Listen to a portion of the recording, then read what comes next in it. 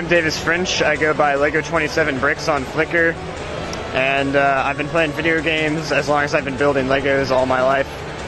And I like them both quite a bit, so they've intertwined.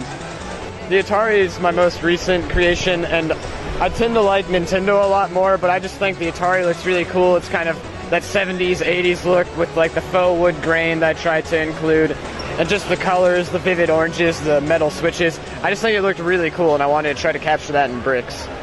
Okay, yeah, I think you did a really good job of that. And then over here you've got some more recent gaming things. Yeah, so I've recreated the entire Game Boy line out of Legos, starting from the original Game Boy and going all the way to the Micro. They're slightly out of order, but I think my favorite one is the original Game Boy, because I think I really nailed it. I got a lot of the key details, like the slanted start and select buttons, but I also included Lego batteries, which isn't like a detail a lot of people can see, but I was like, man, I really want to include that because I think it's really cool.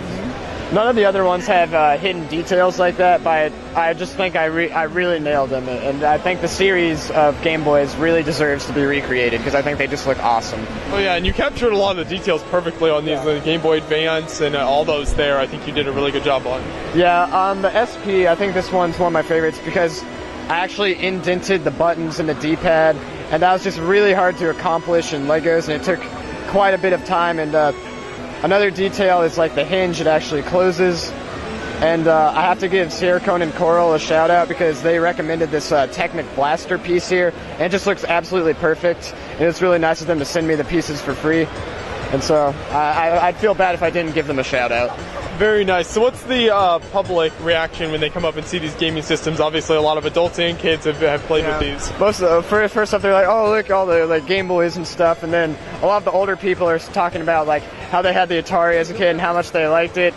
And all the kids are just kind of, they're focusing on that more. They're like, what's that thing over there? But a lot of a lot of people ask if they work, and I'm like, no, they don't work. But I have a Super Nintendo I made at home that's mostly broken down, but I want to try to make it work by shoving my actual Super Nintendo like circuit board inside it. So hopefully that'll be at next Brickworld or something like that. Okay, that would be really awesome. So what's a typical build time for one of these Game Boys? It really depends. Like the first one I ever made and was like super happy with was the Game Boy Color. Now this one's slightly altered, but my first Game Boy Color I made in like one day, like in 4 hours. The only thing that's different was it didn't have these because I didn't have the minifig neck brackets to deal with the half plate offset. And some take a really short amount of time, others take quite a bit of time, and it also depends on Bricklink because a lot of the pieces I don't have, like the batteries, were made of the little pin beads. Like Lego used to have a pin line and it had beads and they were just the perfect size, but I didn't have them, so I had to go order a lot of them. So it really depends on Bricklink. Okay. Very cool. Well, thanks for showing those to us. Awesome builds there.